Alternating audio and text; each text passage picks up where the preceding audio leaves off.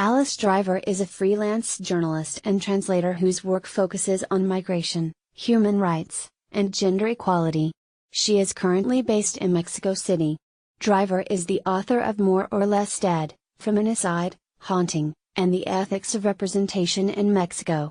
The views expressed this commentary are solely the author's. CNN. During his presidential campaign, Donald Trump famously said that there should be some form of punishment for abortion. Although he later tried to walk these remarks back, he and his mostly male fellow Republicans have quietly been making headway since he took office on an agenda to make sure women have as few options as possible for reproductive choice and education, including limited access to birth control and the preventative care offered by Planned Parenthood. This week, the House of Representatives passed the Pain-Capable Unborn Child Protection Act, a bill criminalizing abortions after 20 weeks. The White House, through a statement of administration policy released on Monday night, backed the measure, meaning President Trump plans to sign it if it passes the Senate. Courts have recently struck down similar bans for violating Roe v. Wade and other rulings about abortion. In 2014, for instance, the Supreme Court declined to hear the case on Arizona's 20-week ban, letting stand a ruling from the Ninth U.S. Circuit Court of Appeals, which said Arizona's law violated multiple Supreme Court rulings, including Roe v. Wade. In July, the Trump administration proposed a cut of $213.6 million from teen pregnancy prevention programs and research, even though those programs have been proven to decrease unwanted pregnancies and abortion. If Americans want to know what the lives of women are like in a country where abortion and even miscarriage have criminal penalties, they should listen to Women in El Salvador, where I have been reporting for a project on women in prison. In El Salvador, abortion is illegal, with no exceptions for rape, incest, or the life of the mother. Often, women who are poor are charged with aggravated homicide even in cases of miscarriage. To put the situation of sexual and reproductive rights in El Salvador in context, it has one of the highest rates of teen pregnancy in Latin America, where, as a health official told Reuters in 2016, more than a third of all pregnancies occurred among girls aged 10 to 19.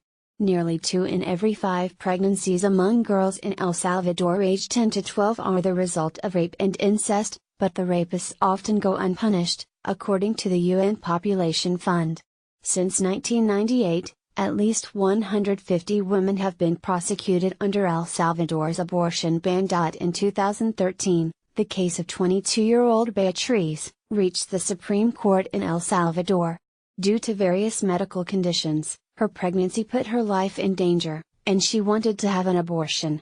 The court ruled against her and she was forced to carry the fetus, which was delivered via C-section and lived for 5 hours. At 20 years old, Adriana, from San Salvador, El Salvador, gave birth at home alone to a child that wasn't breathing. Adriana requested that her name be changed for her safety.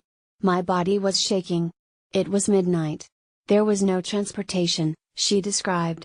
By the time she made it to the hospital, Adriana said that the staff, rather than providing her with medical attention, accused her of homicide and called the police.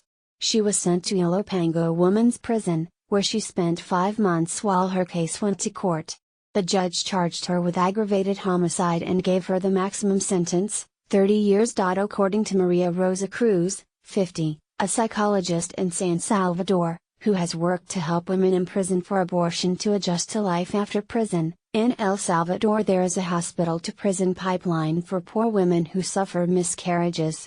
Basically, these are poor, young women who have never been taught their sexual and reproductive rights, and many of them are victims of abuse. You won't see any rich women in prison, explained Rosa Cruz. Educating people about women's bodily autonomy in a country where abortion is a crime is a battle some women have been fighting for decades in El Salvador. Morena Herrera is the founder and president of the Citizens Group for the Decriminalization of Abortion in San Salvador, and is all too familiar with cases like that of Adriana. Herrera helped fight for the rights of a group of women known as Los 17 who were sentenced to up to 30 years in jail following reported miscarriages between 1999 and 2011. As she describes, the problem is that abortion isn't understood as a human rights, public health or social justice issue. She talked about the psychological damage caused by obligating a woman to have a child after rape or sexual violence, or when the child is dead or deformed. "I know women who have children who are the result of rape," she said. "I remember a friend telling me, 'I saw my baby breastfeed, and I promise,